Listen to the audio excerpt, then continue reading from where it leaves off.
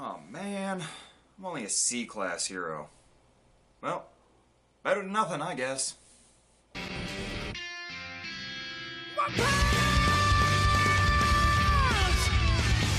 So what is up, everybody? It's Fletcher Stump here with Radioactive Inc. and with the first episode of Character Breakdown. That's right, today we are talking then...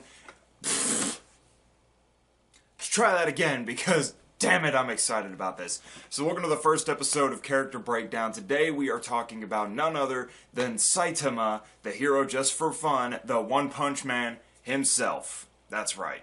Because when I do things, I've got to go way the fuck overboard. There is no in-between. So, One Punch Man kind of like, it really took the anime community by storm. It's just this like 12 episode miniseries, and it started off as just like kind of this internet comic, then evolved into the manga, and then took on the whole form as the anime, and it honestly took everything by storm. But a lot of people have been looking at his overall strength and not really who the character is. But me being me, I have to overanalyze just about everything I do and or see, so I was like, you know what, let's put this random habit of mine to something constructive, and let's take an anime character and truly break them down as who they are. I'm talking strengths, I'm talking weaknesses, I'm talking who they are as a person, even down to the type of noodles that they like, because every anime character seems to have some weird affiliation either with meat or noodles. Don't really know why, it's just one of those random tropes that comes along. So, we're going to start with who he is as a person, and we'll get to the strength later. Don't worry, I will cover that. Of course, I will probably skip the math. That was a lot of math. And I'd prefer not to go over all of it. So, anyway, Saitama, the hero, just for fun, bald, wears a cape, but the thing of who he is as a person, like, he's not exactly empathetic, because empathetic people have kind of, like, no desire of, like, anything around them. They don't really care about doing much. They kind of just want to simply go on about their lives. He's more introverted, distant, not very good with people. So, after losing job, not getting a job, he, as you've seen from the anime, if you haven't, if you have seen the anime, then you know what I'm talking about. If you haven't, then you are missing out on some shit, and get on the ball, people. But anyway, he fights this monster, this, like, pretty weak monster that, any hero could defeat. And decides right there that he wants to live out his childhood dream of being a hero that could defeat any enemy in a single punch. So, he trains relentlessly for 3 years doing strength training that I would give up on for day 1 because, God, I'm out of shape. And I know what you're saying. Oh, we've seen you. You're not like, overweight or anything. I said out of shape, not overweight. There's a difference. You can look great and still not be able to run a fucking mile. Trust me, because I can't run a mile. I am out of shape. But anyway, enough about me. So he is very distant from people, not very good. Shut the fuck up. And he trains relentlessly doing, 100 push-ups, 100 squats, 100 sit-ups, and doing a 10K run every day for 3 years, non-stop, and then doesn't even use air conditioning or the heater in the summer and winter for his apartment. I mean, it would save you a lot of money, but yeah, your body would also have to kind of make some turnabouts for that, because I don't know if you guys know too much about, like, Japanese architecture, but they're kind of designed for, well, it pretty much, it's not much better than what we have here. Like, if it's hot outside, it's going to be hot in your damn house. If it's cold outside, it's going to be cold in your fucking house. So, that's just how it works. Now, he doesn't really like, when people Randall, yeah. He doesn't like Randall. No, he doesn't like when people ramble when they're trying to explain something. So he has this weird rule of do it in like 20 words or less, because he just kind of wants to get on with things and then go home. Although, he is a very smart shopper, I will say that. He's always searching for things that are on sale, and even willing enough to use the kombu stock from a seaweed monster that he decided to beat. So, I mean, hey, whatever saves you money, I'd probably do the same damn thing. But at the end of the day, he really is a good person who wants to help people, who wants to help keep them safe. And he's willing to become the bad guy in order to achieve this. He's willing to take on everyone's hate. And, you know, so this way the other heroes still look good in the public eye. This way, you know, people still have faith in these heroes. And that takes a lot more courage than a lot of people would think. To go around and be the hated enemy, it certainly takes a lot of courage to be able to do that. And it takes a lot of strength to be able to keep your head up and keep doing what you're doing while taking on this burden that you have. So he's definitely a lot stronger in more ways than one. So don't let him fool you. He's right there. Now, hang tight. I need a drink.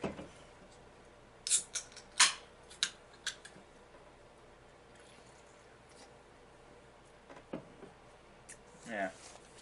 A little bit of it just spilled on my lap. We're good.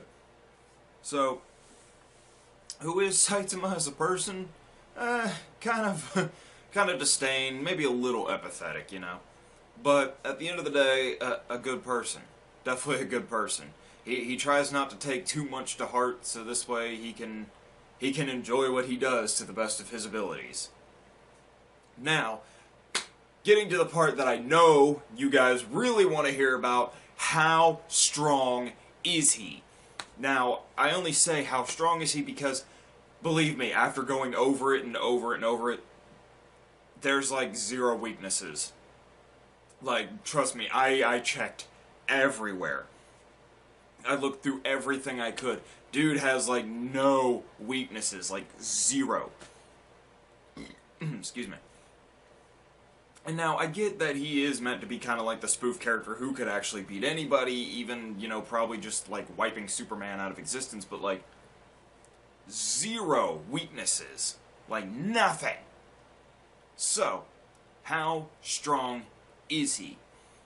Now, there have been a lot of videos about this, a lot of people throwing in their math, trying in reference points, things along those lines, and they usually use the scenes where, like, he's jumping from the moon to Earth, or the scene where he is jumping from the building and breaking apart the meteor. Now, after going over it a couple times, I decided that these were not good reference points at all. Number one, because with the meteor scene, it's the same principle as a pencil shooting through a brick wall during a hurricane. As long as the object is traveling fast enough, it could break through anything, honestly. As long as there is enough speed involved, velocity will overtake mass every time. There's there's actually an anime that I will touch on later, and one of the characters references the exact same thing, and God, I can't wait to do that one, because it's going to be so much fun. But anyway, yeah, as long as you're traveling fast enough, you could bust through anything with probably no problem.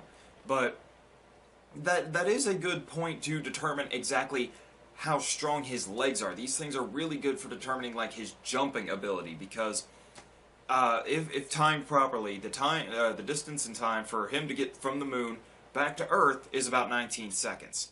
And you have to really adjust the math because the moon's gravity is about half of ours, plus there's that empty space between the moon and the Earth, which we call Lagrange. We call those Lagrange points, distance between the moon and Earth. That there, like, it is nothing going on there, so it's literally jump and head straight down because there's nothing to kill your momentum, and then getting hooked by the Earth's gravity and picking up momentum as you become subject to the fall and velocity principle, which you fall at 32 feet per second, or, you know, just 32 feet per second squared. which, ugh, that was a lot to calculate. Needless to say, dude's got some legs. But I wanted to find overall punch strength. That's what I really wanted to look at, because a lot of people they've had some really good estimations behind that using those scenes, but there was one scene that I didn't really see anybody look at, and that is the scene that really, really lets you know how strong he is. And that's this scene here. When Saitama and Genos are training in the quarry, and he throws that giant-ass punch that just says death, that is the ultimate one right there, because now, I had to rewatch this scene about 20 times before I finally, got where I wanted to be.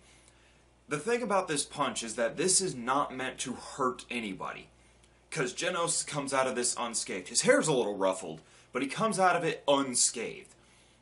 Now, what this punch is, it's a show of force punch. It is a non-lethal show of force, saying, this is what I can do. Because Genos is constantly trying to get stronger, and he wants to use Saitama kind of as his springboard to see if he can. Now, Saitama knows this fact, and realizes Genos really is never going to have a chance in hell of getting there. So, basically, this was like, let me show you what I can do. Now, there's a giant asshole behind Genos when this is said and done. Now, this was a little hard to calculate, so I did have to do a lot of math behind this, a lot of notes and scaling and everything, and my scaling probably isn't completely accurate, but I am damn near like super close, I guarantee it, because I don't really have the stuff to do like the whole pixel measurement and things like that, so I had to run off of a different point. I decided to use Genos as my point of reference because he's the only one who isn't moving in this scene. Like, Saitama has the punch pose, and he's not standing up straight. Meanwhile, Genos is kind of awestruck and is standing perfectly straight. Now, calculating that out, according to all the official sources, Genos stands at 5'10". So, using his height and scaling him up the side of the cliff, we can determine that the cliff face that they are standing in front of is around 63 feet tall, anywhere from like 63 to 68 feet tall, give or take a foot. We can determine that the depth of which the punch went through is about 100 yards, 300 feet. Again, give or take maybe 10 yards. Or, sorry, not 10 yards, 10 feet. Give or take like 10 feet. The punch width, so the hole that was created, is about 100 feet, again, give or take, like maybe 10. Yeah, like 5 or 10, give or take. Again, not exactly accurate, but damn near as close as I could possibly get. And after looking at all this, and determining exactly how much of the cliff face was gone, like how much rock and everything else was just obliterated, after trying to calculate that out forever and ever and ever, we could determine that the punch strength of that punch is equivalent to around 4 kilotons of TNT. Now, that's a lot. That's the kind of force that you use to start blowing holes in mountains. Now, again, this may be just a little bit off. It may take just a little bit more than that. I did the best that I could. But using this as our reference model, we were able to accurately scale to exactly how strong he was. Like, I was able to get a lot of information just out of a couple scenes. Like, his jump strength is around Mach 23. And I don't know if you guys know this, but that's escape velocity. That's the speed rockets travel at to get out of the atmosphere. So, how did I equate for that one? Well, it came from the moon scene. Roughly taking in the factors to account, I had to take what I knew and determine exactly how much strength would be required to jump out of the atmosphere. So I had to do a nice comparison of the moon scene versus the meteor scene, and eventually we got kind of a happy medium there. Again, a lot of math. Like, I never thought I'd be using this much math ever for anything. in my life. And and I'm a machinist. This is what I do, is math, but this is a lot of math. I was even able to determine his overall speed, which is around Mach 3 if he's not really trying. So, overall, like, speed, if he's actually going full force, is still kind of up in the air. There's nothing definitive on that yet, but I'm pretty sure we'll get more information later. Now, taking the scene from him and the pirate, the galactic pirate who were fighting, I was able to determine that his body strength is roughly 100 times or higher normal than an average human being, because nobody's just gonna slug hits like that and walk away from it. I know I damn sure couldn't. So, he has a lot of body resistance, which is incredible. And, frankly, impossible. But, using all of that, we can determine roughly how strong a full force punch, and when I say full force, I mean with him throwing everything he has into this punch, how strong would it be? Well, running all the numbers that I had to do, this was 2 weeks worth of calculating for this one thing. 2 weeks worth of calculations. So, at the end of all of this, determining everything I know about quantum physics, theoretical physics, all the math that I had to use, we can determine that a single full-force punch from Saitama, the One Punch Man himself, the overall strength would be enough to rip a hole in the fabric of space-time. Now, I know what you're thinking, that's ridiculous. No, even if he is an anime character, he can't be that strong. Well, here's the thing. They're not showing you just how strong he is. Not yet. Yeah, sure, he beat the strongest person in the universe so far, but that doesn't account for, like, what he's going to be coming up against in the next season. Like, they're only showing you, like, this normal stuff. Like, serious series? No. He's got something higher than that. Come on now. Anybody knows that the anime characters just keep getting stronger and stronger and stronger. So at the end of this, I guarantee overall strength is going to be enough to rupture the fabric of space-time. I mean, sure, he would destroy the universe at the same time, but still, an impressive feat nonetheless. So, that, ladies and gentlemen, is Saitama, the One Punch Man himself, the hero just for fun. And I honestly cannot wait for the second season, because this has been a very enjoyable anime. I kind of walked into it late, but I'm glad I got around to it. I really am. Now, with that being said, I hope that you enjoyed our first episode of Character Breakdown. I hope that you will come back for the next episode of Character Breakdown. For now, I'm only going to manage like one of these a month just because there's a lot of work that has to go into these. You know, it's a lot of math, and I am one guy. I am one person, people. I do everything myself. All the research that I have to do, the editing, all the video planning, you know, this is all me. I don't got anybody else. This is just me. But, you know, hey, like the video if you liked it for me. Go ahead and smash that like button. Smash it! Don't forget to comment. Comment down your thoughts below. Let me know what you thought of the episode. This was my first one, so it was kind of my trial run. And I decided to start with something a little mainstream, kind of get everybody into the ease of it before I start running off on animes nobody's heard about. And don't forget to subscribe to the channel if you're new and you want to stick around with Character Breakdown. And hey, don't forget to share this around with your friends, because I'm pretty sure, you know, they might be interested in this stuff too. Who knows? But until the next time, everybody, I am Fletcher Stump with Radioactive Inc., signing out.